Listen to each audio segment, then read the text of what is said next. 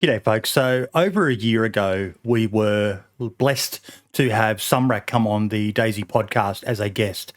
And whilst this episode has been up and live now for over a year, obviously, it hasn't gotten a lot of views. And I thought now, with 1.14 having been released, that just taking the part that Sumrak was in, where he talked about his job and DayZ and a few other things along the way as well, and just exporting it as its own video would be interesting for a lot of people to watch, especially right near the end. There's a question from my mate Archie Stormcloud that has a lot of relevance with the 1.14 patch. So I thought, just as a bit of a flashback, a bit of a, diving into the archives, the vaults of the podcast, that you guys might actually enjoy. It's a long one. It's not really a shorts per se, but I thought you all might enjoy watching this blast from the past of Sumrak being a guest on the DayZ podcast. Hope you all enjoy, and ciao for now.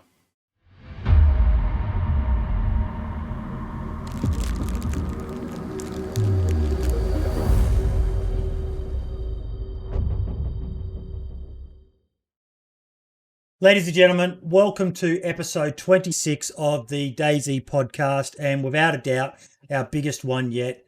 Tonight's guest is the one, the only, Adam Franco, project lead and creator of Namalsk, map guru extraordinaire. How are you today, Adam?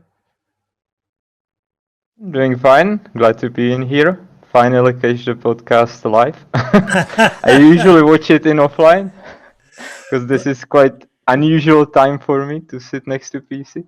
We were all quite chuffed when Jakub told us that after I upload the video, he said pretty much he walks around or would walk around the office and nearly everyone in the office was listening to the DayZ podcast while they were working on their stuff. So I know Brim and I were quite chuffed with that. So was Val. Made us feel quite good. Yep, you're doing good job on this. Okay. Keep it up. Just got told you're a bit loud, so I'll just drop you down to 80%. If you could just say something now, Sumrak, and I'll ask people, how's that? I'm here. I'm still here. Beautiful. Can you hear me? Can hear you loud and clear. So, mate, what a week it has been for you with 1.09 dropping. Oh yeah, it was alright. Like any stable release, to be honest.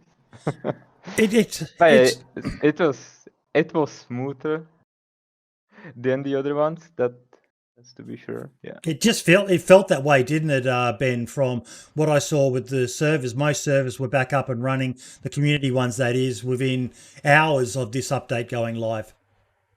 Yeah, in terms of issues with 109, there was some servers struggled, but I think that was more mod complications. For the most part, it went really smoothly. 24 hours after the update, pretty much every server was sorted, I think. Yep. Because one of the first questions I had for you, Adam, that I thought of beforehand was, and this was a question I wrote before I even, before 1.09 got released, and that was along the lines of, we've been talking of late about we've got Shroud playing the game now, Summit playing the game now, XQC playing the game now. So a lot of eyes are on DayZ right now. So how much pressure is that creating for you guys in the office there? Yeah, it's nice to see all the people looking at DayZ, playing DayZ. Like even the numbers, I've checked the numbers earlier today. There's like 29 concurrent peak yesterday. It's really nice to see so many people interested in DayZ and playing it. I really like it. It is good, isn't it, Brim? Because for so long, we were down to, pretty much 3,000 concurrent viewers there at one stage, and now all of a sudden it's just skyrocketed again. Yeah, I mean, looking at those Steam charts as we often do on the podcast, it did paint a bit of a crappy picture back in the day, like you say, when it went right down to 3,000 odd players. But like you say, having now guys like Shroud and Summit and XQC come back, and it does seem to have hit quite a nice little resurgence there, and I think it's getting more and more eyes on it, and it can only be a good thing. Definitely. definitely. Ben, would you be able to bring up the DayZ charts at the moment and just share your screen so people can see that? Oh, crikey. I'll give it a try, yeah. Just DayZ Steam charts. But yeah, no, Sumrak, it's been absolutely amazing the last few weeks. Just the sheer volume of numbers coming this way into DayZ. With Summit calling the game an S tier game now, which thankfully Inclement Listic was able to explain to us last week what that means. But yeah, it's just. Yeah, I had to ask in the office too about it. I didn't understand it. Oh, dear me. One other thing I did want to ask you, mate, is now Brian Hicks did a tweet the other week based on, sorry, I'm just getting the right screen back up, based on the work that the expansion mod team have been doing. And he said, a poll should be raised to grant the modders Confluence access. Is there ever any chance of that happening, or of DayZ looking at potentially subcontracting out some work to some of these extraordinary modders that we have to work remotely from wherever around the world? So in terms of the documentation, that's really a question of priorities, because that has to be done by some developer, just needs to transfer some internal document onto public documentation. This isn't really a way that you would just give an access to someone to the internal sites and so on. That would need to be handled through some contractor work or something, and we are not there for sure. Yeah. Our team is relatively small, but we work in the office, everyone in the office, and that's the way we roll right now. Mm-hmm. Oh, there we go. What happened then? Had a weird little glitch in the matrix. Production issues there, mate. Yeah.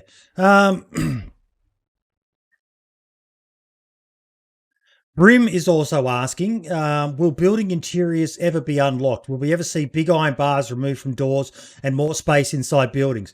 Now, I actually wanted to expand on this before you answer, Adam, because I remember back when I interviewed you all those years ago, and I asked you a question, and one of the buildings I specifically mentioned was the fire station, and you said, no, it'll never happen. And then I reckon within a year, you bloody unlocked the rest of the fire station. And I was sitting there thinking, did he troll me, or what happened here?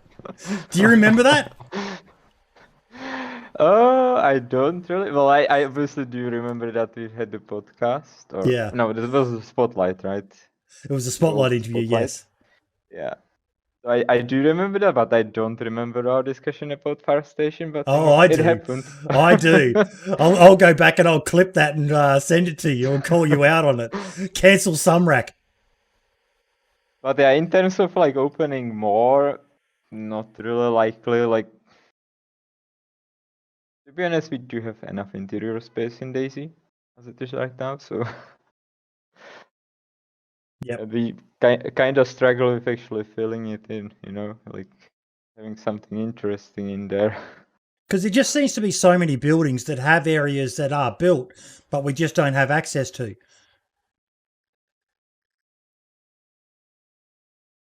I mean, yeah, you have room or two in there usually, but that's we don't really plan to extend that. That's this point for sure not. Yep.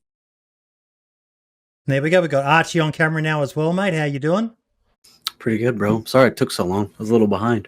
That's all right, mate. That's all right. What else did we have there in the questions? Might see some expansion. Foxy also asked, when you became project lead, what was your main end goal? Now, I think a lot of people, when they are looking at DayZ, and I've heard it said before, and I've even wondered it myself, Adam, with you being the creator of Namalsk, and your focus for Namalsk now being a more, well, you've split it now. You're going to have two versions of it, which is one is just the map, and then the other one, which is how you want Namalsk to be. a lot of people think that you're making the game how you want it. I mean, like, in terms of the goal, I think it's pretty straightforward. We've outlined it in the blog post in the beginning of this year, and that's like the balancing, stability, and some help for modders and so on. So like these core things, like really fixing the broken stuff that we have in the game, because like the thing about the game is like there's so much stuff that perhaps needs some tweaking in configuration. Or some like just like bunch of steps to finish it to actually be working properly, so like that's the focus. That's our focus, to basically try to bring the game, because there's a lot of options. We just need to make sure that we use them, and we need to make sure that the stuff that is in the game, like from 6.3, actually does make sense. It's actually. I personally love the direction it's going in, and I know a lot of the people who I talk to, because obviously you surround yourself with people who are very similar to yourself, but most people are very happy with the direction it's going in. But yeah, just I think some people have wondered whether some of the changes were made, like with you've mentioned a few times about heat being an issue. I think even Archie, you would be remembering some of the times he's discussed that. Heat packs and cooked meat and so on being in pants and that. Oh yeah, that's one of the things. Again, like you have something in the game that kind of works, but on the other hand doesn't really. It's there. We have a temperature on items, but it does only something. It isn't full package. So yeah, we're basically trying to like get rid of like finish off these things. Yep. Or like like finishing them, or just realistically asking, well, can we actually do it at this point? That's like you need to ask that question too. Like, was this plan actually like the best one? Is there some simple approach to it that would work without us spending weeks and weeks on it? Yeah.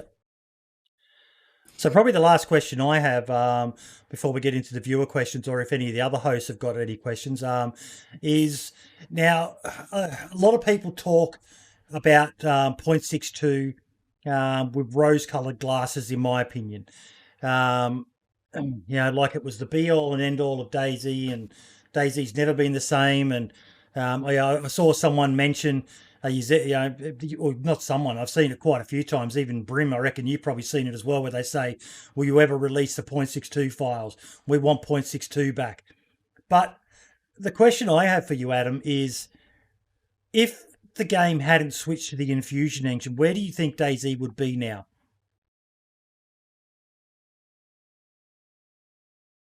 Do you mean without a switch to Infusion? Yeah, without switching to Infusion. Whew. I mean, it would look probably very similar to Arma-free modding, I would say. Because that's like the Infusion switch. Like if you look at it closely, it started happening around like 57, I think. Like there was like bits and pieces in there. So yeah, if we wouldn't be switching anything to Infusion, yeah, would like there will be the game would probably the modding curve would probably be less steep, because there will be obviously a lot more shared with Arma. We still share a lot of like technicalities with Arma, but it would definitely be more accessible even for Arma modders. It would have a lot of its own issues, performance issues, and so on. But yeah, it's a very hypothetical question, But it's just one that I've thought of, because Brim, even you see people talking about that, don't you? Yeah, I even get it on my own Twitch chat on occasion as well. Someone will pop in when I'm like on my server doing some custom mapping or something, and someone will say, "Oh, I kind of miss how it was in 0.62," and I can't help but think, like, you're looking backwards Like, surely we need to look. Granted that it was a good time in the game and all, and everyone's got a positive look on it to a degree. But I think you've got to look to the future and learn from what it was to try and make it better in the future, rather than just say, "Oh, we want this specific, this specific thing back." Yeah, I think that there was certainly good intention in there to basically like revamp a lot of stuff to make it better, running better and so on. There was also the goal of getting it to consoles, which also required some work on the rendering side and so on. So like, yeah, like it was decided, and like obviously, like when you look at Arma, it's a code base that's like 15, 20 years old, and there's just a lot of stuff, right? So DayZ was running on it for a long time. Even 6.2 had still a lot of parts of Arma, like the player control was Arma, even though it was kind of modified already. So yeah, there's like a lot of stuff that came, automatically. You just had it in there, it's like it was there for you to use it. So obviously, the switch to the new engine, or like parts of the new engine, and that basically meant that we had to rewrite a lot of stuff from ground up to try to make it smoother, better, So it was certainly a rocky path. It's like Can't make an omelet without breaking a few eggs. I'm really it's like when I look at it, like when I was looking at it like 2017, 2018, it was like, oof, yeah, we have a lot of work ahead of us, Like when I started to realizing, like it was like from point of view, like I was still an observer, I was working mostly on the web, but it was still like, yeah, there will be a lot of work, But yeah, like I think when I am looking at the game right now, it's just like it went really well after all, I'm just reading some of the We are comments here. in chat. And like Gobbo saying, I still miss bows to crossbow like everyone, but saying it was better before is just meh. One says, as Eugene described it, Enforce is light years ahead of Legacy DayZ. Gobbo again says, I can run up a hill again now. It's just, yeah, the game has come so far, Archie, from what it was. I do wonder how much of it was, there was a pretty decent thread. And Sumrak, after Archie's had a chat, I'd be interested in your opinion on it. But one of the things I think a lot of people, when they're looking back, Archie, is that they miss the old DayZ of running through the forest, sort of like what Smoke has done with his day one service, with the no base building, and just pretty much you have what you could carry and whatever you could stash in a tent in the forest. Yeah, I really like the idea. I mean, this is what DayZ is about. Like from day one, when Dean released it, it's what you made out of it. So it's in the game, even in the vanilla, depending on your playstyle. But it's also the modding part. It's like there's so much stuff that you can do, and so much options how we can customize it, so it fits variety of playstyles, variety of people. You have deathmatch servers, you have like these no base building servers, which recently quite exploded. It's interesting, but yeah, it's just really cool that you can customize the game to your liking, and everyone will find something in there. Archie, just do a sound check again for us. My mic working now? Yes, it is, buddy. Yes, it is. There we go. Yeah, sorry about that. No, I was saying I went back about a year ago and played 6.2 because I thought I missed 6.2, but what I missed was that nostalgia. You know what I mean? That like vibe that I used to get when I first played DayZ. And if you really, really think you missed 6.2 that bad and you can somehow get your hands on the files, you'll be over it in about 5 minutes. Like I was playing it with a buddy and we weren't running out of electro, and I ran over the railroad tracks and somehow broke my leg, and remembered immediately how I had to crawl to a bush and make a splint.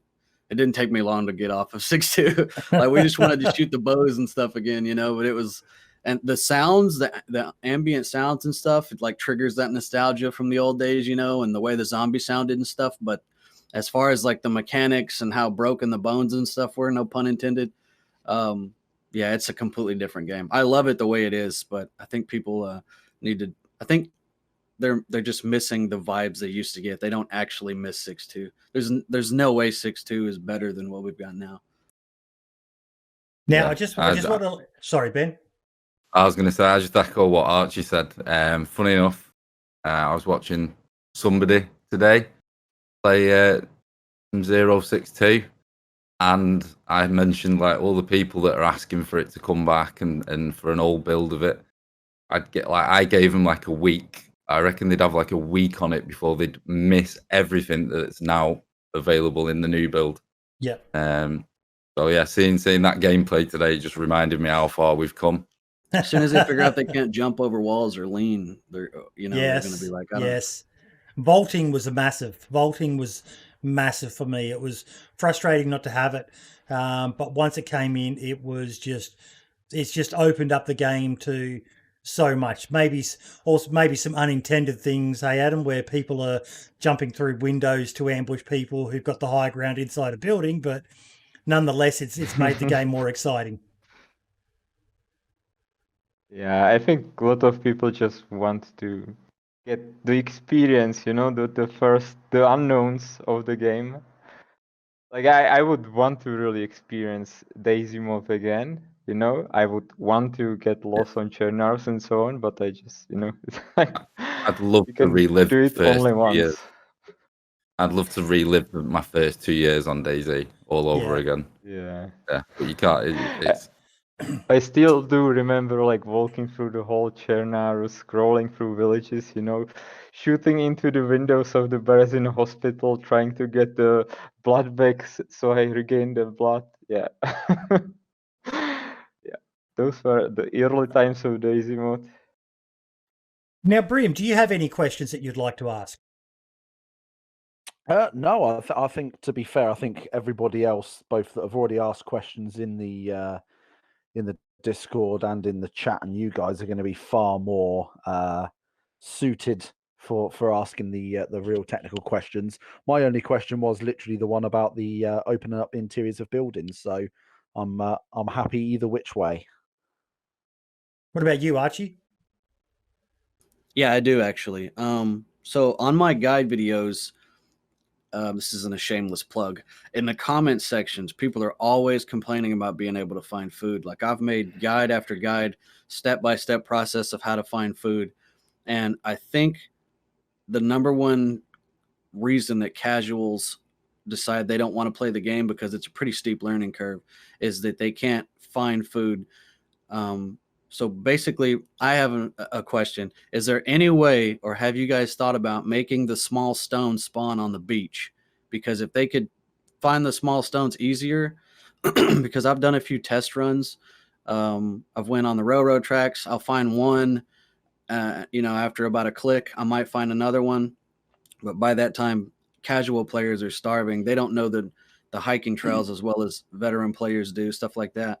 You're actually touching on a topic that's been quite big this week on Twitter there, Archie. Yeah, a lot of people talking about it. Like the Running Man did a big tweet about it. I was watching Mr. Blackout play today, and he died like 3 or 4 times because he just, he's only just come back to the game, but he didn't understand a lot of the new mechanics. And I was trying to explain it to him in chat. And, I'm interested in your feedback on this, Adam, but pretty much the comment he made was, wow, DayZ is so much better, but this stone thing is stupid. And I even did a Twitter poll on it. If they would just, I mean, I'm not a developer, but as a player with a whole lot of hours and who makes guides, I think if people could get stone knives, then they have no excuse, because then they could go fishing, immediately. They could process the fish. They could make a fire, which you can make a fire with your bare hands, but you can't cut the bark.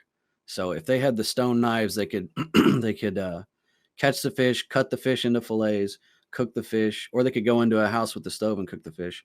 But fishing is the meta, in my opinion. A couple fish will fill you all the way up. Oh, a couple fish fillets. So if and you got mackerel on the beach right there, and a lot of the creeks can't be fished in. I don't know if that's a bug or what's going on, but the ponds can. So I just think if there was a way that small stones could spawn on the beach where those like large boulders are on the beach and stuff like that, just like in the old days, you had to search for them, but they could still be as rare, but something you guys could look into, from a fan to the lead developer. Yeah, I think generally the spawner of the items, like the stones, even the fruits, it just doesn't work the way it should be right now, and we know about it. With 109 in particular, things went probably worse than before from the data that we're looking at. So it's quite hot topic right now, and we are discussing the options that we have. I'm certainly not in our power to do much with current 109 build in terms of like the functionality of the stone spawning. But yeah, I will be looking into economy again, trying to figure out how to make it somewhat more feasible on the coast.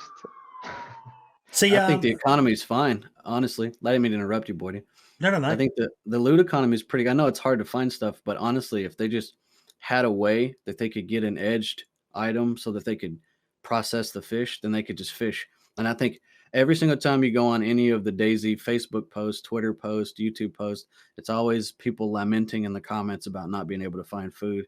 And if they just had access to a knife early game that they would still have to craft, then I think a lot of that would satiate those complaints.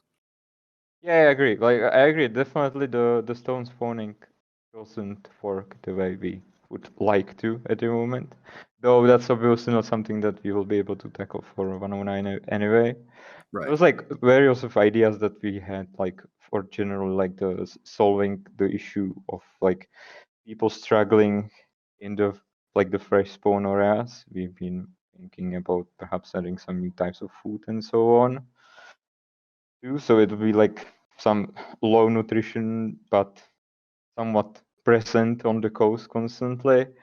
So, like somewhat filling it up with the fruits and so on. But yeah, it's like, yeah, it's something that we are discussing actively right now, and you'll have to.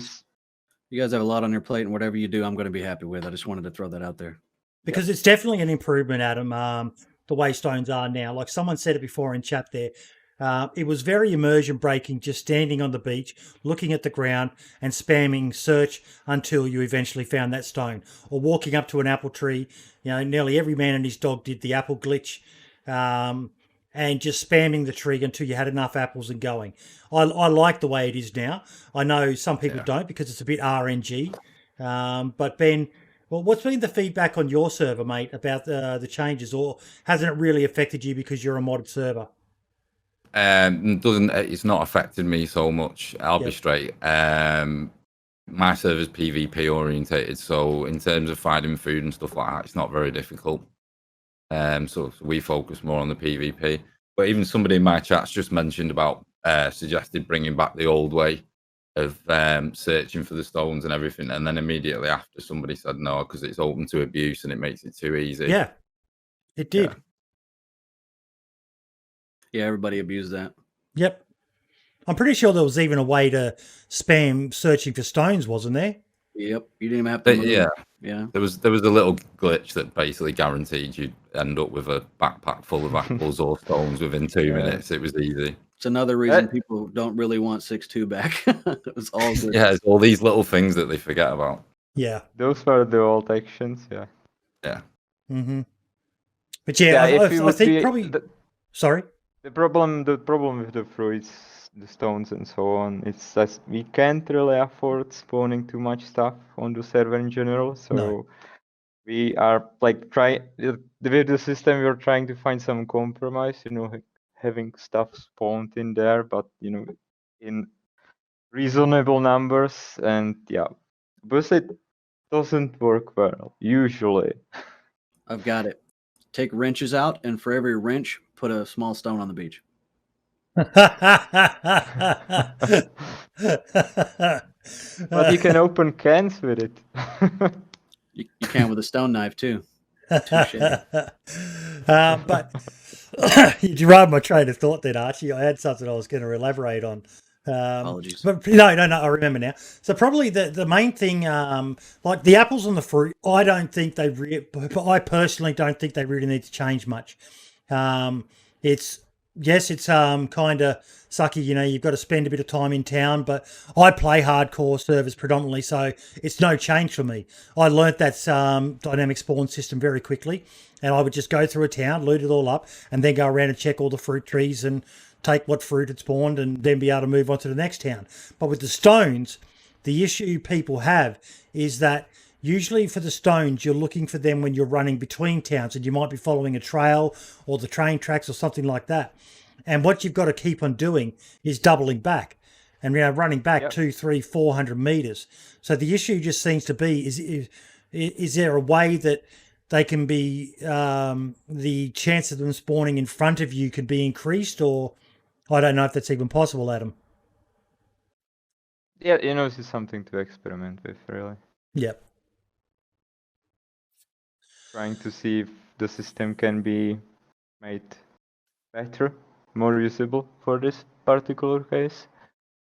Solution: more pickaxes. I like that in chat.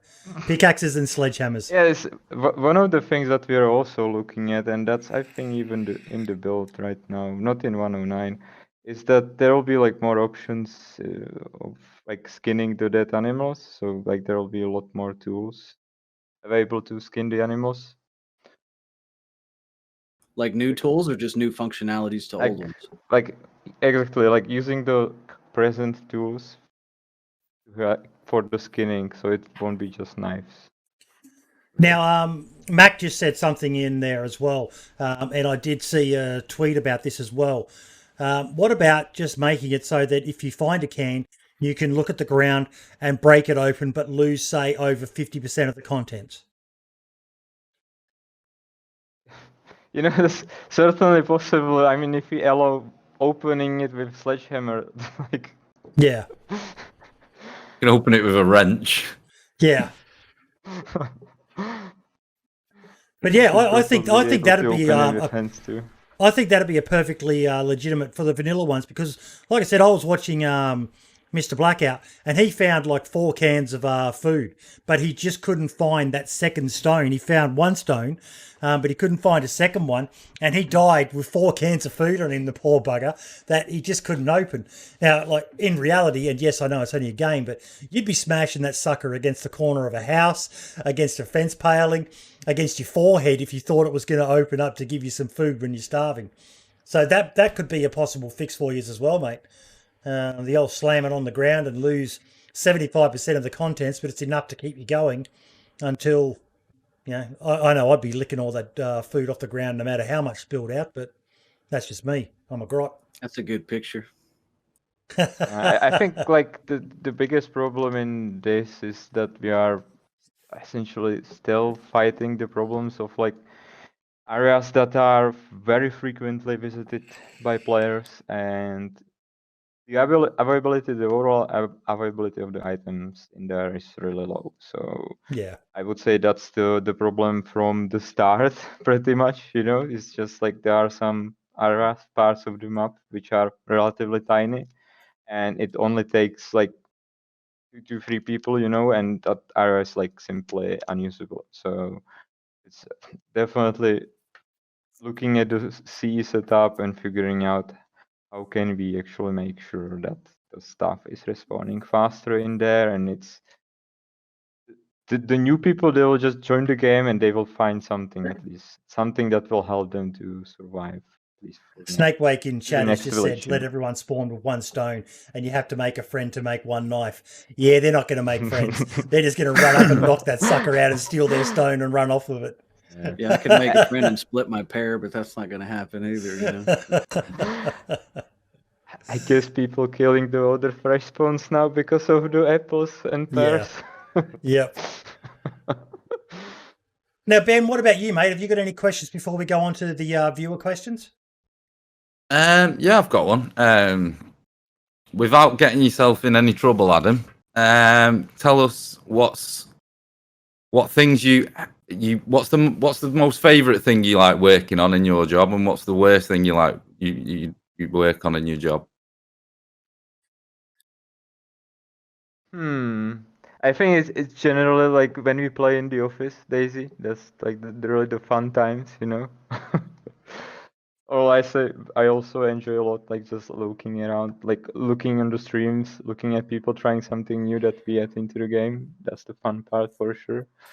And obviously the probably most annoying thing is obviously that we are catching up on a lot of issues, past issues with the game, and it's like you want to work on something cool, you know, but in the end you realize that we need to fix that and that first, you know. So it's always like that obviously like you will help the game, so the game will be better and so on. You will fix some stuff, but on the other hand, it's just like there's still something, you know, in the game. It's just constantly, even though this year was quite good in terms of the stuff, like I would say the inventory is probably still like the biggest like generator of issues in the game. And we've been successful in tackling a lot of the issues, but there is still some remaining. So that's kind of the annoying part, is that some stuff in the game is so complicated that it's really hard to catch all the edge cases that are creating all sorts of issues in the game, like be it just like desyncs or general crashes. So we are still Well, catching up on this part. Given the state of this year, 2020, and everything that's happened, Yeah. I think you've achieved a hell of a lot this year. I was surprised you managed to push out the updates that you. Because how many the teams updates did you managed. promise again? Was it 4 for the year? Yeah, so it was announced in the release blog post for 109 that there will be 4 updates this year, the last one being the 110. You guys planning on bringing any of the old survival mechanics back, like tanning and leather working and dyeing clothes and snare traps and fish traps and such? Or is that a surprise? A lot of people ask me that on the regular. You know, like we certainly have a lot of stuff in the backlog, but it's about balancing stuff, what we pick from there and do it. I can't really give you an update on this. Right. We don't usually talk about this, you know. No, we're not talking about any future plans because, like I mentioned before the stream started, the 2015 roadmap is still a nightmare that people love to bring up and True. say what they promised. And if Adam was to say something and then it's not able to be achieved, you just know the haters are going to be out there piling on, going, "Oh, but he said this. Oh, yeah, but he blah, blah, blah, blah, blah." We got to defend Adam because he's one of us. He's from the community, you know. Yes, he's a modder. Amen. Amen. Okay, so now to viewer questions. We are starting with Don Sibley, who had a few questions. Now I don't know, Adam, you've actually read through these, mate. So if you want to actually look at them on your screen, and you can say what you can answer and what you can't answer, rather than me reading out questions that are ones that you can't really talk about too much. You know, I can scroll through it and I can start answering. There's a lot of stuff, so you may need to make it faster somewhat. Or I don't know how long are we planning the podcast? Oof. Oof. As long as you want, my friend. It's only Yeah, this is a very special 12:47 occasion. a.m. in the morning for me. I mean, we'll skip through it. We'll go through the main ones. So we can't really talk about stuff for in the future. What limitations are you faced with in regards to opening up mods and or more file access for console server owners? Yeah, So so not I so don't much think about I the can limitations go for into, dealing with the companies, but the actual technical limitations. No, I don't think I can go into extra detail in here regarding like modding on consoles, but it's generally like consoles tends to be more tricky in like everything basically. So we need to keep in mind basically like what do we allow people to do in there. Yeah. The custom stuff. So like the I guess the init.c file from the mission is like the really hot topic between the console server owners. We know it very well. We know what some of the servers are using to make their servers unique in the sea, just spawning like walls and so on. Yep. So yeah, we're certainly keen on figuring out what to do with this, with allowing the access to init.c file. We'll see like this. Nothing is set in stone, but yeah, it requires a lot more work on our side to see whether it's possible or not. He also asks, so we can't really talk about next-gen consoles. Is crossplay ever going to be possible between consoles and PC? Oh, highly unlikely. Yep. Like, definitely not in between PC and consoles, and most likely not. Like, highly unlikely even in between the consoles itself.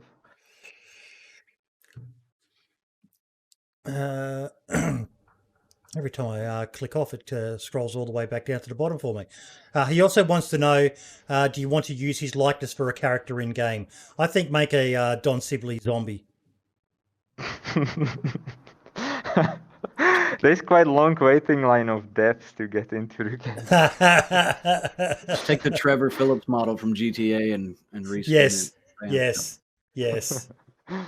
And can we shave the beard on and off so there's two Don Sibleys? And just so you know, folks, Sumrak can't talk about the next gen stuff. That's just outside of his scope. That's stuff for Bohemia and Sony and Microsoft and them to talk about. Sumrak's just the guy working on the game itself. If you wanted answers like that, you'd probably need to get Sumrak's boss, the head of Bohemia Interactive, wouldn't you, mate?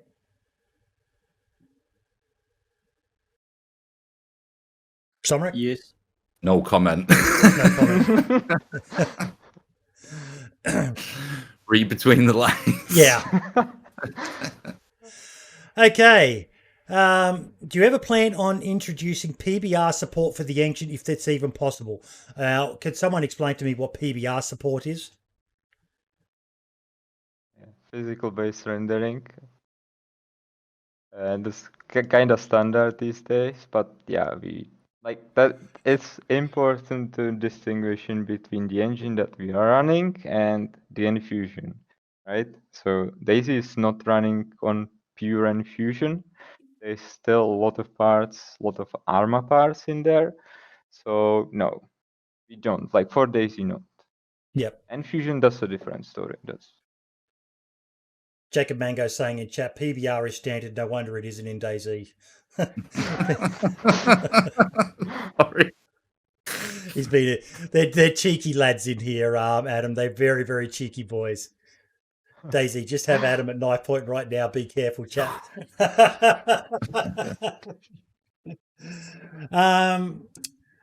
Are we expecting further graphic overhauls in the future while you lead the team, such as lighting, for example? And if not, what would you ideally like to see introduced or changed for the game to look better and more authentic, realistic? I know that's talking about future, but if there's anything you can say on that? yes. I mean, generally, yes. I would want to have the game looking more authentic, realistic. There is a lot of work that we could possibly do on the lighting side of things, but yeah, it's taking a lot of time. And problem is that you're like at certain point of the project is that like, yeah, you can do something, but the other changes are probably requiring to rework also some other stuff, maybe even the assets and so on. So yeah, it's like for some stuff it's quite too late, to be honest. Camino in chat is just saying ray tracing. Yeah, sure. But I actually love the lighting. Like I remember back when I interviewed Brian Hicks, and we lit a fire or a flare or something like that, and he said, "Oh, this lighting needs work." I think it's come so far now. Yeah, it does still glitch a bit through walls and that, but like I was streaming the other day and I actually lit a torch, like a handmade torch, and the person I was with was like, "Why are you lighting a torch?" And I was like, because it just looks so fucking beautiful. Oh, it does. The lighting that it gives off now is just phenomenal compared to, the buggy, glitchy things they were back in the good old days of 0.62. I think like what I like is that like we've tried something again very recently in 109. You can see like it's like we tried to spice it up a bit and we've updated a bunch of textures in there. So perhaps we'll do something more like that in the future. You know how to say like, but it was an experiment. Basically like looking, okay, what do we use commonly in the game and what can we do with it to make it better? I think it ended up well. Like the houses look better and we've used the opportunity to spice it up with adding more variants to the houses. So Yeah, that's great. You've spiced up Dancer Jesus's life as well. And it's like, yeah, well, the veterans are probably like, yeah, let's run to the greenhouse. It's like, no, it's yellow now. What the fuck? Yeah, all the callouts had to be changed. That was kind of fun. The interiors actually kind of like tell a story now too. The houses feel more Yes. lived in. Yeah, so it's definitely like like we've learned some lessons over the years, so the interiors look different now. I kind of enjoyed like the work that we did for Livonia too, when we were like taking the ruined abandoned buildings from Arma and adding interior stuff in there. That was fun too. So yeah, it's like we are still trying to like at these like smaller things to improve the game, or like maybe if we have some idea with the lighting config, we try to, but that's like the lighting config is probably like the biggest, like like the if you change it, you see the results in the game, and it's like I usually that's like 2/3 of the game I like, the 1/3 is like like would want to be looking better, but it's like how how with the stuff that we have right now, it's not always that simple. Well, I still think the lighting is bloody fantastic, mate. It is just, really adds to the game. Now, what else have we got? Stop putting questions in, people. Every time someone makes a comment, it scrolls right down to the bottom of the chat for me. If people will be adding comments in there, we'll probably never finish, Okay. Again, can't really talk about it, but I'm gonna take a punt, and I'm gonna answer this one for Adam. Yes, we can expect further map changes because look at just what they've done just recently. They've just given us all these new buildings to look at. And Adam, you're a map maker at heart, so I'd be very surprised if there wasn't more changes to the maps coming in the future. There are some changes. Just keep in mind that things are slowing down because of me involved in other stuff too. So yep, still trying to push for some things, but it's harder. Wait, what? And to be honest, like it's like in the end, like you want to like also somewhat close up the development, right? So I mean, like the progress on the map, it's just like constantly changing it, It's like people are building bases on the map, right? So actually, we changed the buildings, like we literally like moved full interior around, and well, I've just people thought of something. Then people got barrels stuck in the interior. Like Helkiana's just posted a comment. Yeah, a 308 will penetrate a wall easily. Has Wobo caused you guys any dramas with his videos showing penetration thanks to a certain mod by Dewan? Is the penetration working as intended, or has he highlighted some issues that you guys are going to be addressing?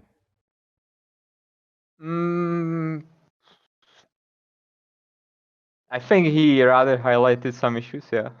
Yep.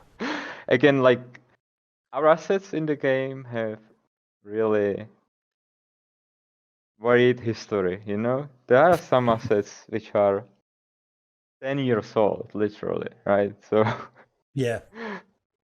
So there's obviously like bits and pieces that are like, okay, well, this doesn't really make much sense, Like, why is this wooden door impenetrable, So basically, Wobo's just made you a lot more work, and he's no longer on the Christmas card list.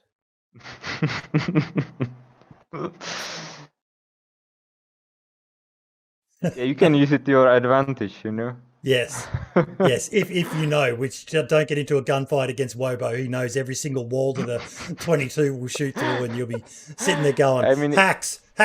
He's a hacker. They'll change the values next patch anyway. They always Somebody in my chat's just said, please leave it alone. I've been wall banging folk for a long time. Well, they teach you in the military that cover is a myth because bullets penetrate pretty much everything. So when I play games where you can actually wall bang people, I love it. And that's the best part of DayZ is when some guy's in a house hiding with the door shut, talking smack, and you shoot him through the wall. There's nothing like it. Yep, you can definitely use it to your advantage. What else have we got here? Lad wants to know if you also love him. Of course. Oh. Asmund, these are questions I've been really looking forward to.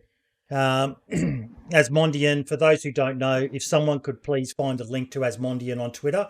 If you don't follow Asmondian, if you don't have Twitter, you need to get Twitter just to follow not only the DayZ podcast and Wee Devil and Archie and Brim and Sumrak, but you need to follow Asmondian. He has some of the best guides to DayZ if you ever have any questions.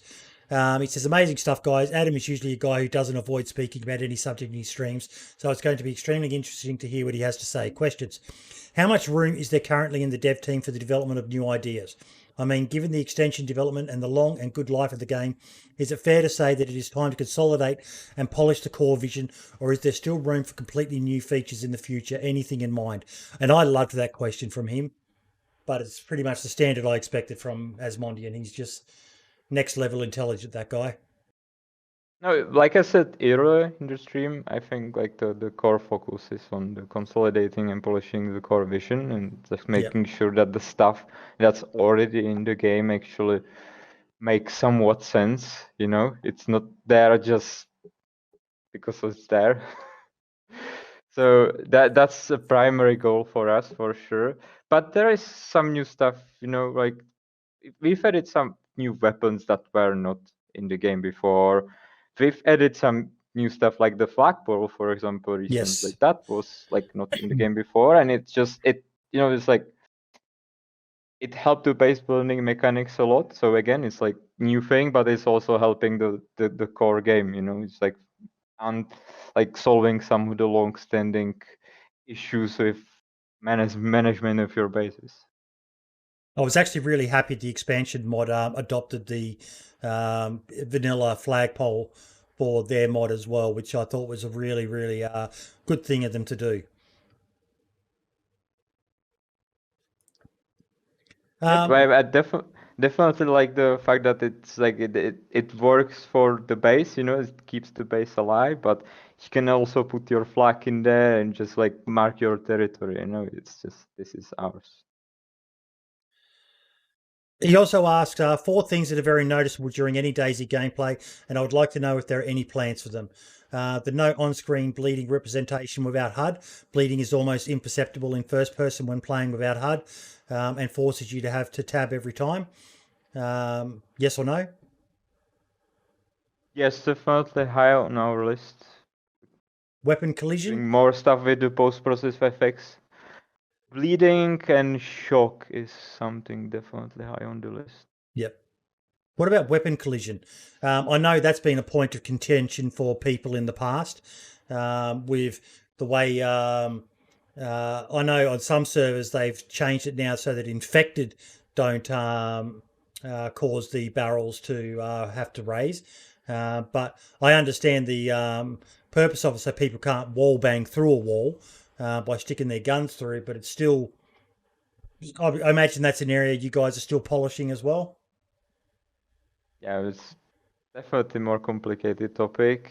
Yep. There's certainly some fixes. I think Wobo recently pointed out that the sort of guns are not having proper length. But yeah, it's like we are also like looking into like the numbers in there, or even certain objects. Like for 108, we looked at the baseball line objects, making sure that you can actually shoot someone from the watchtower, right? Yep. Because that wasn't possible before. Because Brim, I Like don't know once if you watched. aimed down, like just a bit, like your weapon immediately raised already. So yeah, like I wouldn't expect anything major in here, but like mostly bug fixes. Yep. Because Brim, I don't know if you watched Wobo's 30 tips for 1.09, but I found it interesting that if you add an extension to weapons, the game actually compensates for that and means you need to be further away. Like if you had a compensator to the Mosin or a bayonet or something like that. But if you saw off the IZH shotgun or the Mosin and that, the game still thinks they're a long weapon.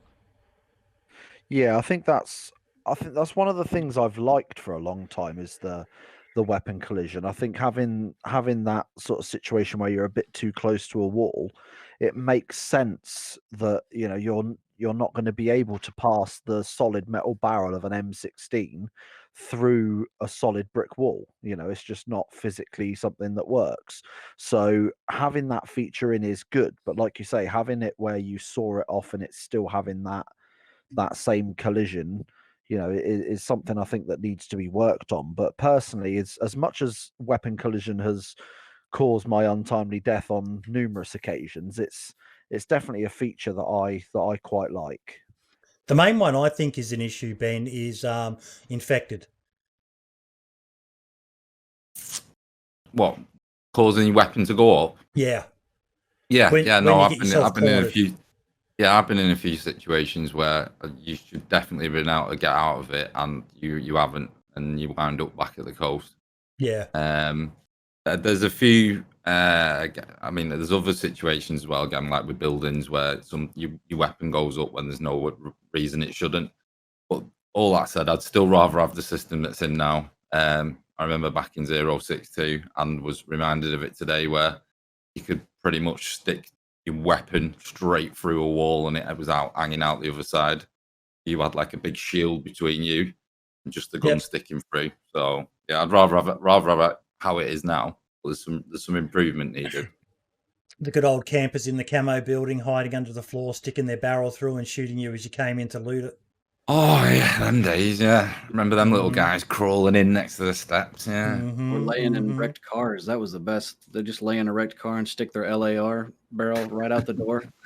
I just annoy the shit out of me. Yeah, it's like Alkeana mentions. Nice thing in here in the chat is that not every asset is obviously prepared for it, and like little DayZ assets were actually made with like any like actual dimensions, right? the thing I mentioned, we do have a lot of assets that are very old, and some of the assets didn't even have the interior before. So obviously for this thing to work really properly, you need the dimensions to be correct, right? You need to have the collisions correct everywhere.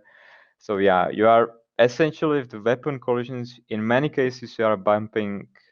It's not the mechanic that's broken, but it's the bugs in the environment, right? Like something doesn't fit, or this window frame happens to be like few tens of centimeters higher than normally it is, right?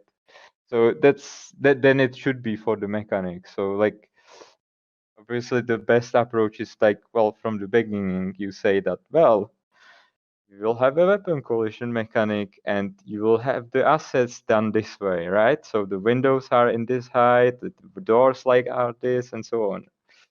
So yeah, obviously people will bump into these issues in the game, but yeah, it's not the mechanic itself, it's the it's the other part of the game. It's the models and such. But just to extend on that question then, so I kind of predicted when just before vaulting was introduced that there'd be issues with Windows, and then like obviously you've seen some videos and such going around the internet and everything else where there's people going through Windows, which some you should definitely be able to go through, but other ones which have clearly got what is supposed to be a physical barrier. Can you mute him? Please don't fix that, please. Well, I just wait. I never said fix it. All I'm going to ask is if there's any more work planned on the windows at the moment. It should make a crashing sound. You're going through glass and a wooden frame in some of those cases. I don't even know if that's possible. I realised the general approach is for this particular issue is to fix them. We don't usually allow people crawling through the windows. I mean, don't I've seen some great videos where people have done some ninja leaps through windows. And I actually shared a while back one of Rap Plays. I think it was with Adam, and Adam said no, that is not intended, because it had been a topic of contention, and not just. I know why Archie's saying no, because Archie's a blaze raider extraordinaire. He's one of these guys who knows the weakness of almost every single building that people build a base in. And kind of why I was asking. Yeah, and that's. For people who don't know, for people who just look at a window and go, well, it's a window, they can't get through that. Well, yes, they can. And there was a big argument on a server I was involved with a while back of people getting raided like that. And some people were adamant, no. And that's why I actually reached out to Adam, and Adam said, no, that's not an intended feature of the game. And I was like, oh, okay. I mean, on my server, until DayZ do something with it, we just tell everybody block your windows over. Yeah. Because if it's a mechanic that's possible for the player to do at the moment, and within reason, then we allow it. It makes it very difficult for the vanilla servers, though, Adam, in that the modded servers have got build anywhere, so you can basically build a wall and teleport, just build it up high, where it's not you don't have to build all the way up. So that is something that is hampering the people on the vanilla servers. Yeah, it's like we are taking care of these issues slowly. There's obviously a lot of windows and other things. Other holes in the buildings that we need to patch. Yep. And we'll get there eventually. Obviously, sorry. I was just going to say, out of curiosity, so I know obviously, like you said, some of the buildings are like 10 years old and some of the assets, and they're all in various different states, I'm sure. What would be more work, fixing up all those different assets, or just creating an item that could be used to barricade the windows? Definitely creating the item to barricade the windows. That would be more work, would it? Yeah. Really? Okay. Interesting. Yeah. I would have thought I would have thought it'd have been the other way around, to be honest with you. Same. I mean, it's like a fix for a window. It usually takes like a few minutes, just with actually checking whether it helped or not. I was just thinking in terms of one window, it might take a few minutes, but how many assets you've got and how many windows. I was just thinking that creating an item would actually be quicker. So that's interesting. Yeah, you do have a lot of other implications when you start to do stuff like this. Yeah, it's another persistent object that is in the server too. Yeah, sure. There's a mod where you can barricade windows, and I see it when people use it. It really drops the server performance too. It's a great mod, but people put them on every single window as opposed to one wall that would cover 3 windows. They put 3 window barricades, so it's basically 3 walls. So that's like generally like when you start something like that, or like a feature of like barricading, you need to take a deep look into it and see what are the implications. Because, for example, even with the flagpole, we are basically thinking, oh well, we should probably make it somewhat harder to build in the end, right? So there wouldn't be that much of flagpoles on the server. So we are trying to limit it like from different ways. Mm-hmm. And even the flags are perhaps not that common. So yeah, we just have to keep this in mind. You kind of messed me up with them flagpoles, because before I was using expansions and we had it so that you could only buy them, and they were hella expensive. So it took a bit of work to get a flagpole. And then now everybody's just making them out of rope and a stick. So I've had to drop the price. Yeah, but it still takes like quite a bit of crafting, and in vanilla, they're very laborious to build. I'm working on a guide right now on it. You need all kinds of different tools, plus a hammer or a hatchet. You need all these nails, metal wire, rope, all that stuff. It's really time intensive and laborious to build the thing. So once you build it, you deserve it. You earned it. You know what I mean? It's not like it's basically like building a watchtower. It takes the same amount of time, but more tools. Okay. I might have to adopt that system then. Yeah, it takes a lot, bro. Yeah. But if they can just go to the trader and buy everything, it's not going to be much of a challenge, though, Ben. Well, I can just make certain items unpurchasable. That's Yeah. how you do that. Yeah. Flyers and then make them rare as hell. I mean, Yeah, like you nails on my server are really expensive. That's one way we've limited people. We allow people to buy them, but we've just made them really expensive, so you can't just go to the trader and buy 100 of them at once. You know? Adam, are there any plans for barricading in the future? If you can talk about that.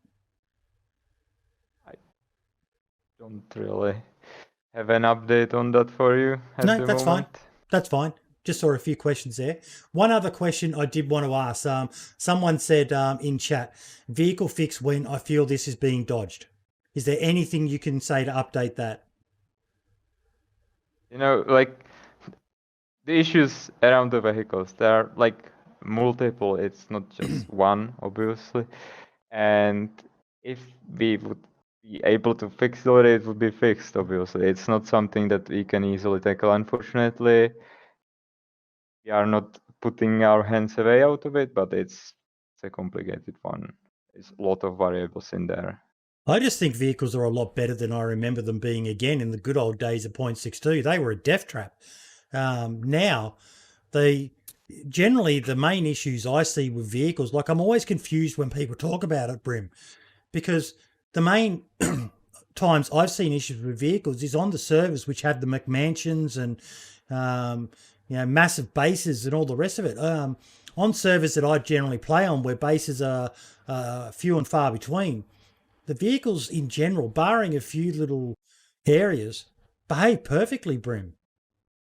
Yeah, I've noticed that as well. I mean, on our server, because it's obviously such a low population server, we don't have a lot of people with a lot of big bases, so the vehicles don't tend to be much of an issue. But I think having the expansion mod kind of added into that a bit, because I remember where before the expansion mod was released, when they had their testing server, I was lucky enough to get the opportunity, thanks to Ben here, in fact, to go on and have a play around. And driving, from Cami down to Electro in just a regular vanilla car was smooth as anything. So there's definitely still obviously some work to be done, but like Adam said, it's not a quick 5-minute fix.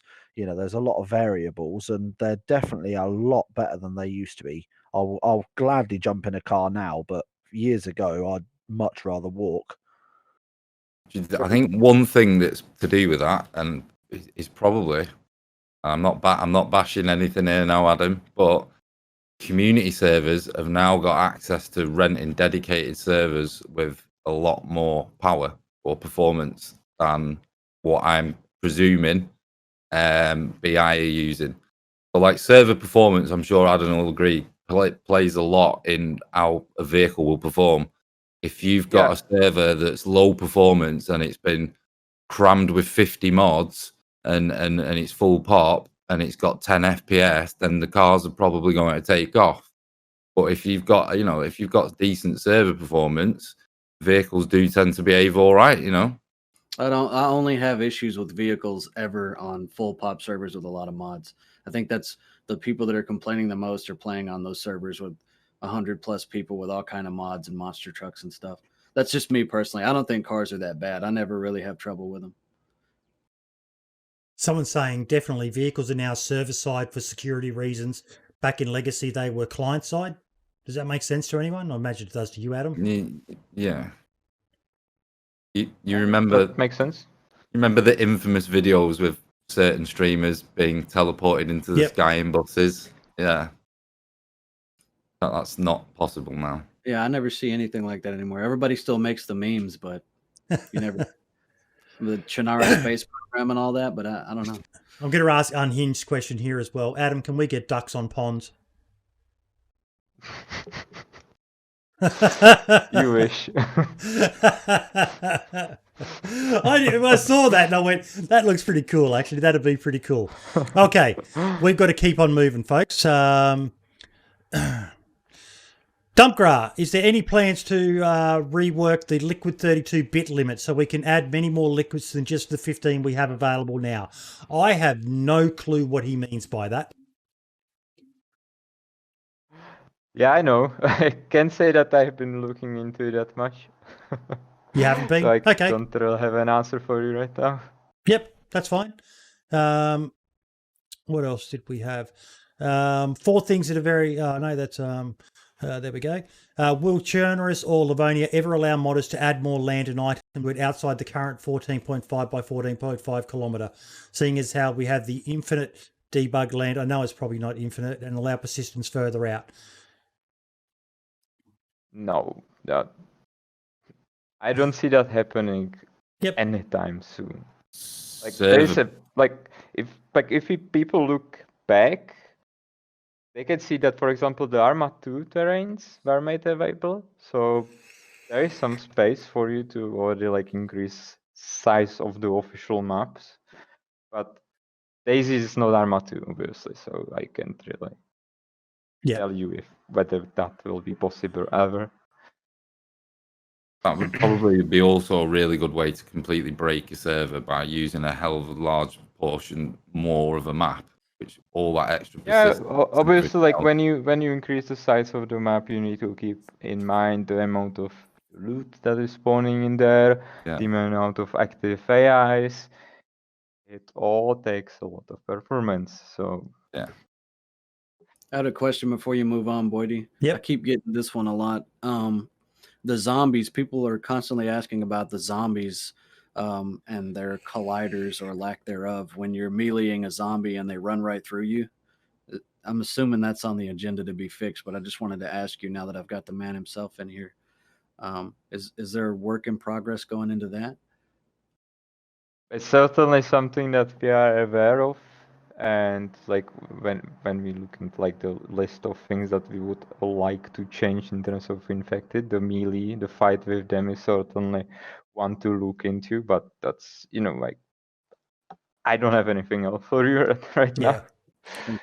Now I'm going to skip to one question from each of the posts that we've got now, because there's still a lot of questions.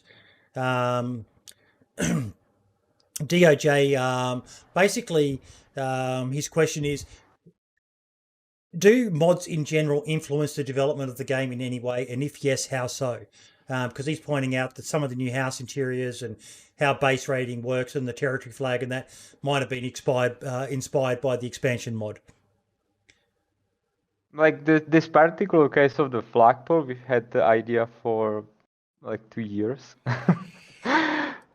So it just never really gets to it. But in general, yeah, like I'm often just browsing through the workshop, looking at the stuff that people do, you know, or even looking into the code to see like how do people actually write stuff and so on. It's very interesting. Like I was playing yesterday Derail, and even when in terms of like the terrain making, it's really nice to see. It's like how different people are able to use the objects that are in the game. You know, it's just like I'm using my asset library in a certain way. I like have like rules like I will be using the fence in here and so on. But then like someone completely else come to it and just like they figure out like completely different way how to use the object, you know. So that's fun too. You should check out Essiker if you get a chance. So, oh yeah, I am planning to. Yeah, it's amazing the way that guy used the assets, like you're saying, to build. I can't even explain it. Monkey's in chat, I think. Yeah, so I was very excited. The moment we've added like all sorts of like Ivy variants for Livonia, I was excited to see what people will be able to do with it. Oh yeah, I was excited to get those. I'll ask the question. I've seen it a few times, Adam.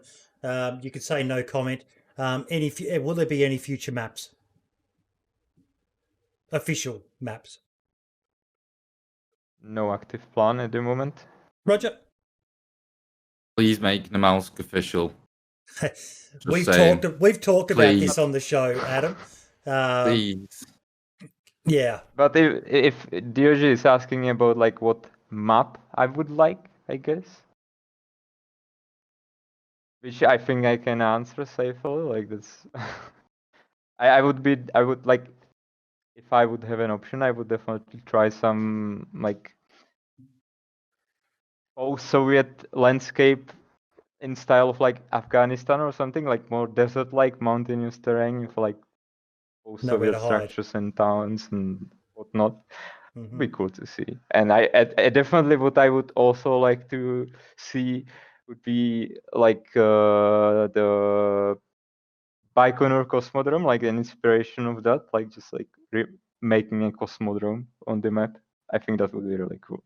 Because if you like look at the real life references of that area, it's super cool.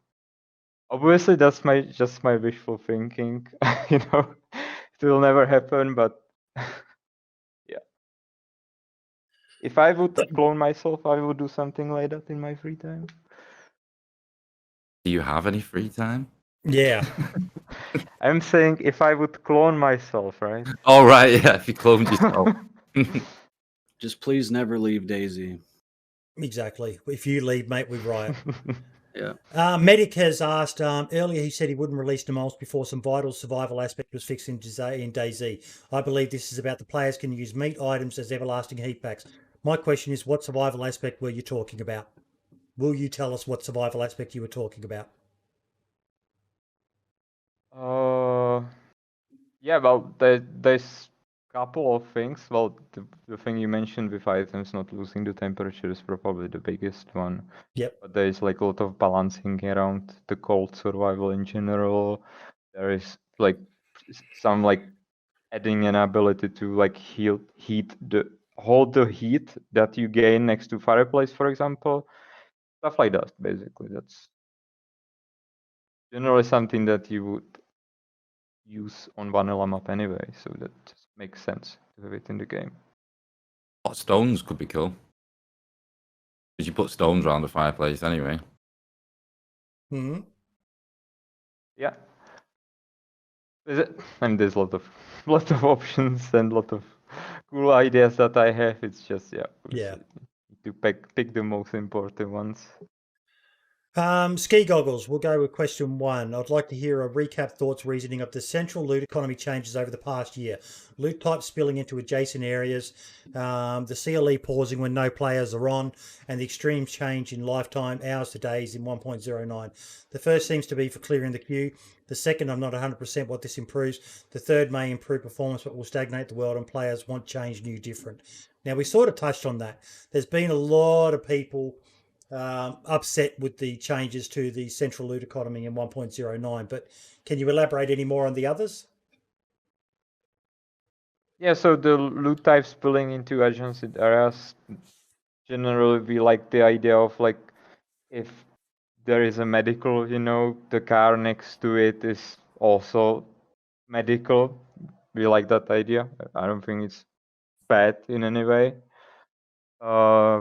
The CE pausing when no players are on, that's just to really save the server performance because there's like unnecessary stuff running in the background when there is literally no one playing, right? So it's just to be sure the CE pauses only when there is no one playing on the server. So just pure performance reasons. Don't need to. I actually like the loot spilling over. I think on the server, makes sense. Yeah, that makes sense completely to me. Yeah. You know, like, but like most of the community servers don't really have that particular issue, but we do on the official servers. There are some empty servers in there, and obviously, like, if there is like a machine running multiple servers, you don't really like. If there is an option to save performance, you go for it, right? Yep. I mean, the CLE pausing when the player's not on the server, that also makes perfect sense, really, because why would the loot change in the world if there's nobody there Yeah. to change it? So It's like a deep philosophical question. that's it. What happens on the map when we're not on there? Almost like if a tree falls in and no one's around to hear it. All the zombies and animals get together is what goes on. The zombies. Only the central spawns and economy no one's knows. there to see it. Did it really spawn at all? Yeah, I guess the lifetime question itself, that's certainly the idea behind it is to make the map more persistent, you know, like the environment more persistent, to slow down the route cycling. But yeah, like the experiment when I played it, it was somewhat fine. Like I thought that yeah, this will actually work. Now I'm less sure, so we need to work on the data more to really see, well, was this a good idea or should we just make it faster again? You know, that's still in progress. Like I wouldn't say that it's like been decided that we will do it this way, but it's something still gathering data and figuring out, well, was this idea good? Death's Jesus also says, "Do you love me more than Lad?" Of course, he's the god of all the grasses and trees on the map, right? Spud. Every terrain maker has to, you know. Sorry, Foxy Pote. Every Any terrain chance of a community spotlight again? That's, you know, that's a question like for the community management team, I guess, which is right now somewhat struggling, but we are working on that. Awesome. And Spud from DayZ Down Under asks, what have they have planned or would like to see implemented? Just a nice general question. Anything you can tease? We all know about the tease from the Twitter post about a certain truck maybe making a comeback. No comment? I mean, like generally asking like what I would like to see implemented. Yeah. Yeah. Don't take the word for it though. Like it's just like completely what I would like to see. I guess like what I have on my list like highest would be probably the work on infected, the interaction with the doors. I think it could truly change the game. Mm-hmm. But yeah, zombies. Like, I'm not opening confirming door. anything right now. I'm not confirming anything or No. something. You're just saying your personal wish list. Yeah, I think that's probably the highest. I would love that actually. Just imagine. Sound broke up then. All I heard was confirmed. But that'd be awesome. You know, you bolt into a house and then you just hear them bashing on the door, knowing they're going to eventually break in, and you got a bandage and pray your mate gets there in time. Yeah. That would really add some immersion. Sorry, Archie? Oh, sorry. I saw an old animation somewhere someone was working on at BI, and the zombie was like beating on the door, throwing itself against the door. It was that old zombie with no shirt and the khaki shorts. And I was like, oh man, that was like 4 years ago. But I was like, oh, when's that coming out? Because then you could know which house that the little shithead camper's hiding in, you know? But yeah. It was pretty interesting. They're already jumping through windows. Like I usually lock them up instead of fighting them. And now they know how to jump through windows and come after you. Someone got a ship in the background. Oh. Yeah, that's probably me. I have my window open. Is it too annoying? No. It sounded pretty cool. It was like, that sounded like a bloody boat horn or something. No, that was just some bike.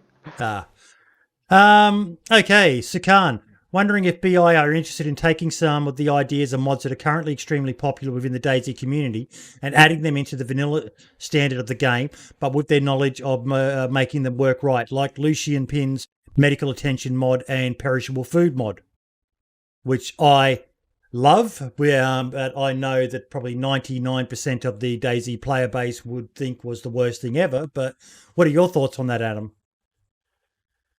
I mean, there's a lot of stuff in general done in the modding community, stuff out of our backlog. So yeah, we may bump into more of these cases. That's good to hear. That's good to hear. That really is. What else have we got? Back to here. Red Hood, what are the plans on the health system? Bleeding, balance, broken bones, carrying uncon bodies. Anything you can say there? We are looking into it. Yep. No, that's fine. That's fine. As you said, there's some things you can't really go into. Broken Will- Bones would be a lovely Christmas gift. Oh, wouldn't they? Wouldn't they? Oh, the Break a troll leg. man. Break a leg. Because That the is medical it, yeah. attention, Archie's onto it. the medical attention mod is good, but it's still quite buggy. Proper Broken Bones coming back. It's just a game changer. Is there ever? And we've already talked about crossplay. Derleth, are you in chat, mate? Let me know which question you want to ask the most. If you are, I'll skip to the next one. Red Hood.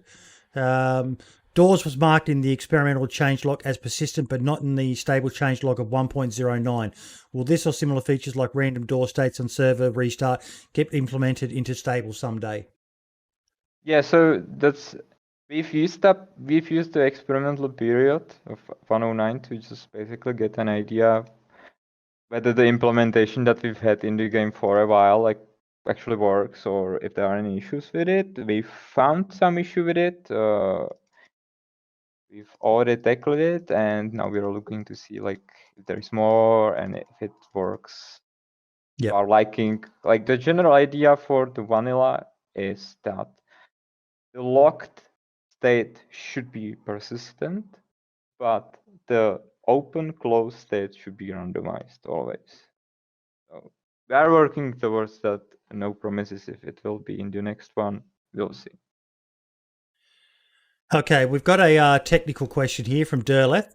Will the server files ever better utilize multiple server cores? I have an 8-core machine where the DayZ server executable rarely uses more than 2 cores, which feels like a horrid waste of resources, especially when server performance is so critical to the game experience. I don't see us changing much in this, to be honest, at this point Yep. in time, really. Okay. I'll give him his number 6 question as well. Will there ever be more infected on official servers? Many community servers run much more infected without performance problems. Yeah. So the infected count is a tricky one. We've actually, last year when we are doing Livonia, we've tried a bunch of new stuff, different way of configuring the infected. But in the end, we had to tone down on it because there were performance issues. It's kind of unpredictable because sometimes there's just too much people at one place and too much infected in one place, and that's the worst case scenario that can happen. So yeah, we are really careful about that. Generally, Okay. try to keep the experience always pleasant if possible. I think they're going to lynch us if we have the DayZ god Sumrak on here and we don't ask about bows and crossbows.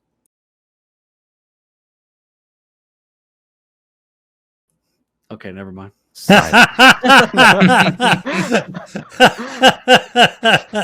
I honestly, I know it's a massive question, but personally, I want an experimental patch to drop and someone finds a bow or works out that, they get a long stick and a piece of rope and they craft it.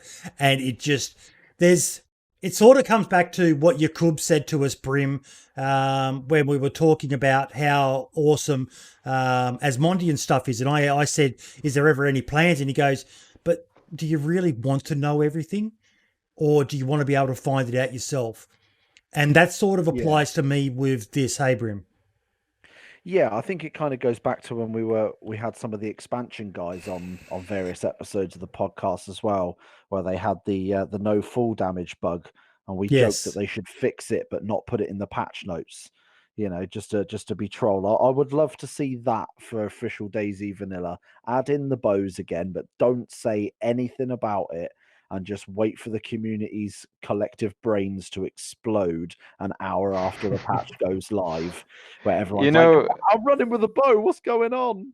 This was certainly somewhat possible before we had the modding opened, but literally now, when we release an update, Thurston will post the diff of all the changes to the script and configs, and yeah.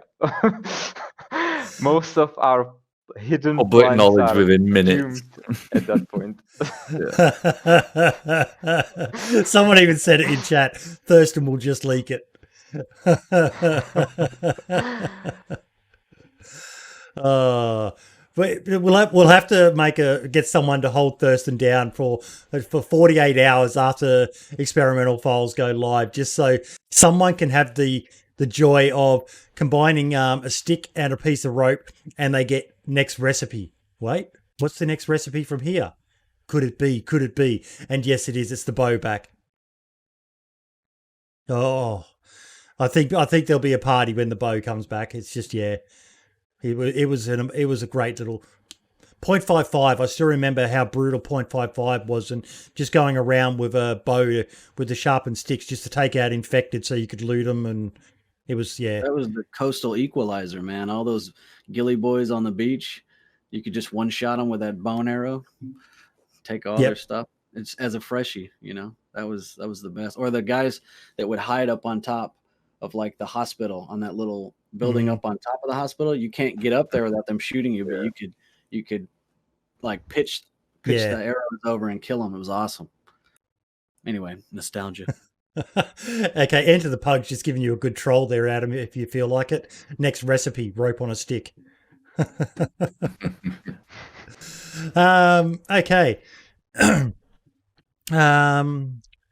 Alacrity, we'll go with question number 6. Will pistol rounds get a buff? They always seem unrealistically weak.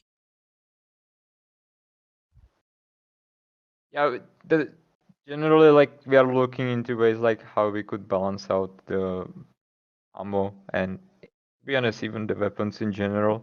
There was some balancing done on the weapons again in 109 related to like the durability of weapons.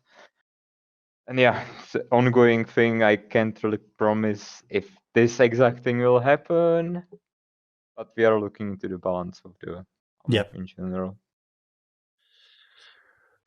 Jacob Bango, noticing no questions about Namalsk, so here's one.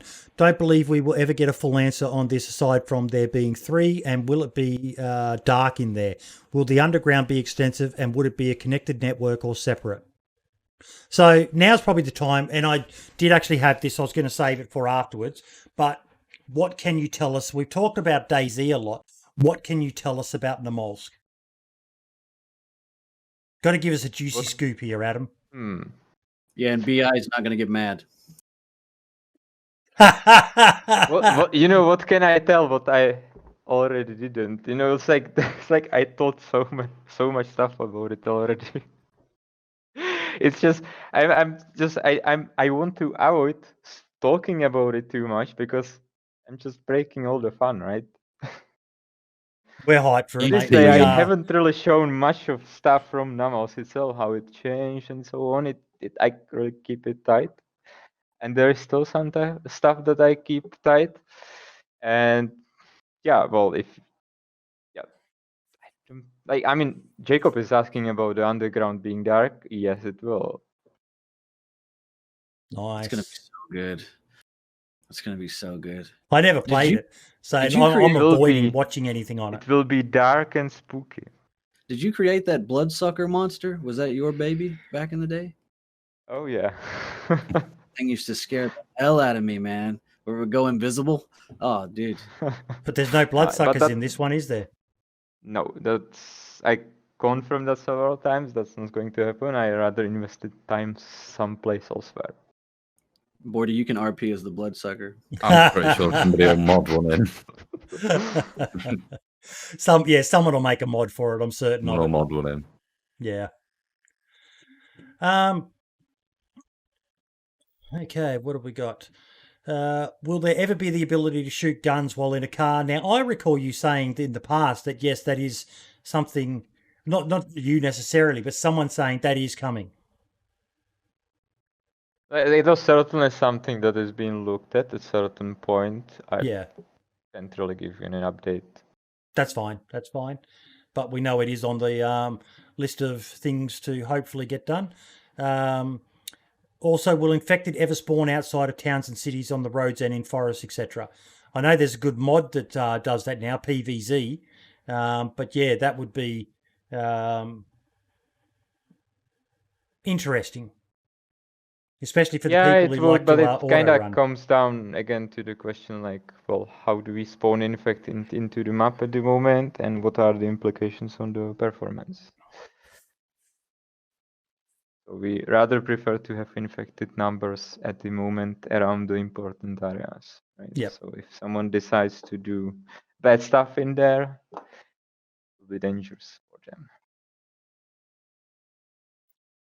Scales Beater, can we please make it longer to grow food, at least a day? Can food please rot after cooked 2 days? And could we have cigarettes at work? As a long-time ex-smoker, I'd love the opportunity to light up again. Well, if he gets cigarettes, I want vape units.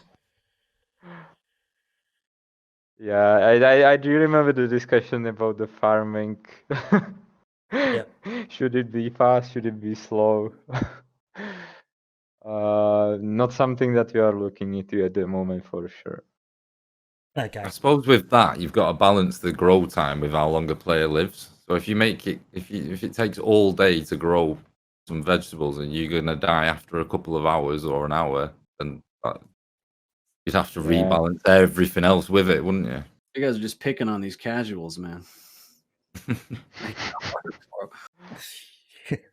What about ragdoll? I've seen it mentioned a few times. Anything you could say on ragdoll mechanics, Sumrak? Yeah, so the reason why it isn't in the game, that this is complicated, but it's the same case like with the vehicle problems, right? So it's not an easy topic, not an easy feature, and right now I know that there are like issues that the ragdoll would technically solve. At least people see it that way. Yep. For example, the body is falling through the walls, right? So that's, I certainly know that people like, yeah, that people are keen to seeing it back for getting rid of this issue, or generally just to see somewhat better looking the more realistic deaths when you kill someone. I agree, but yeah, it's like, it's certainly a big feature. It's something that if didn't work properly even in old DayZ. Like I like to mention always the sliding body issue. When you killed someone, it ragdolled, but then it was just like slide down the hill, You have to go sliding and find away the body, somewhere, wouldn't you? you know. then you couldn't Issues work out like where the that, actual so body was, and yeah, certainly challenging one to do. So we will be rather looking into ways how to solve some of the problematic issues in a different way than using the ragdoll, because it's a risky thing for us. actually, that Unhinged has raised a really good point there.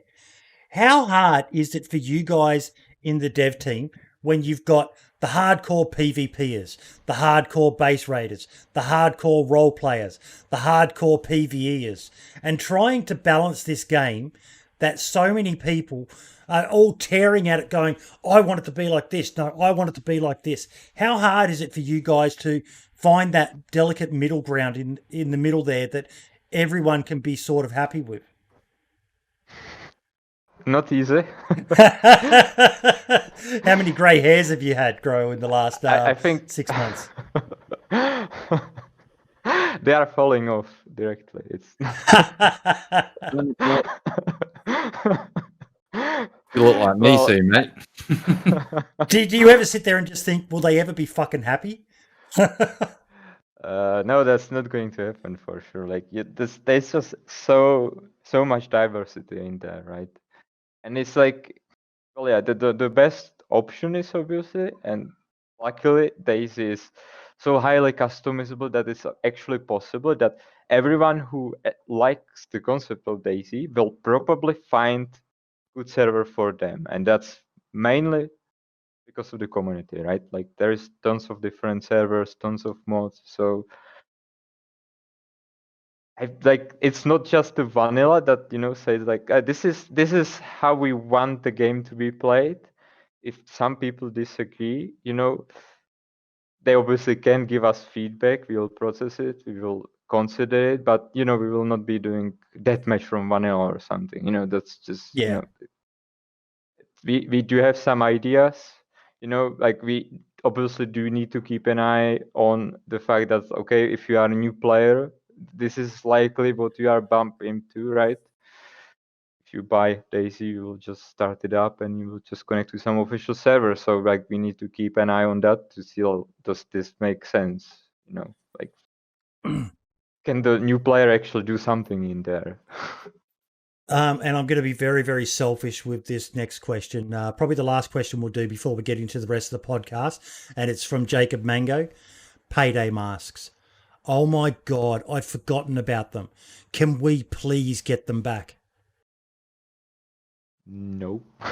Oh no! But what if you just change the name to like Mayday Mask or something like that? No, they are not returning back. Modders, have at it. We need a Payday mask mod. We'll just leave a blank model in the file somewhere and we'll sort it out. Come on, we do have enough of these leftovers in our data. Maybe masks of all the different developers' faces instead. Oh, please no. And Mr. Dutch, you're asking about the bicycle. I think we touched on it earlier. They've said time and time again in the past they would love to. But if you have any questions about how difficult it is to get a bike working in DayZ, send Jacob Mango in the chat a whisper. He's working on one for the expansion mod.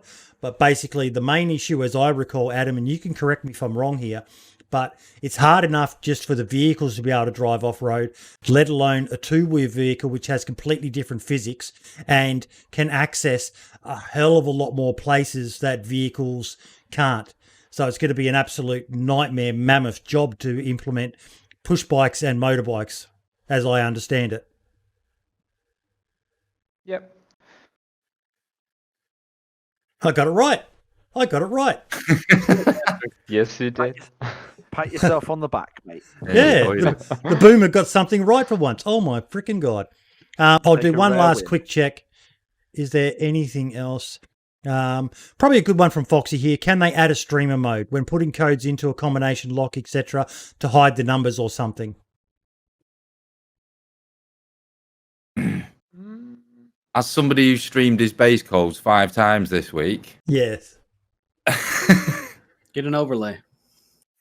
Yeah. I mean, it's something harder for the vanilla one, I guess. I have 3 questions, if I may, before you go on, Boydie. Yeah, go for it, mate.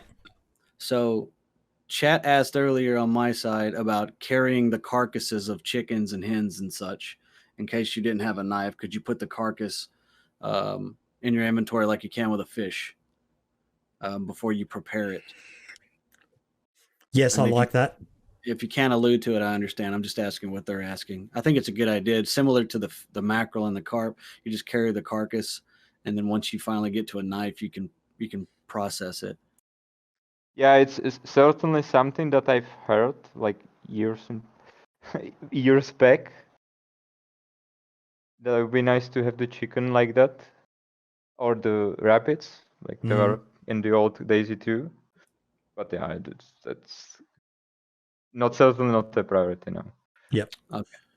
And then question number 2, because of all the DDoSing and stuff that's going on with the community servers, someone mentioned if there was a way that DayZ could hide the IPs for the servers so that people can't get the IP and then hit them with a DDoS attack like what's been going on lately. I'm sure you're aware, like a lot of the big time streamers that came over, they keep getting DDoSed off the server that they're playing on. To quote what you said to Ben before, use an overlay. Right. But the thing is, if they know which server the guy's in, which isn't hard, yeah, then they can just go on the lobby or go into the lobby and find the IP. But then you got Game Tracker and things like that. I don't know if that'd even be feasible, would it?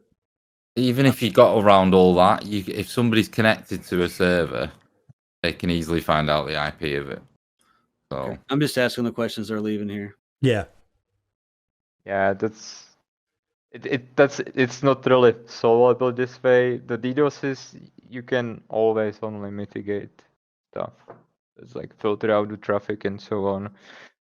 It's a complicated one, indeed. And what else did you have, Archie? You said 3 questions. I can't find it. Carry on. That's all right. Ben, have you got any questions from your chat, mate?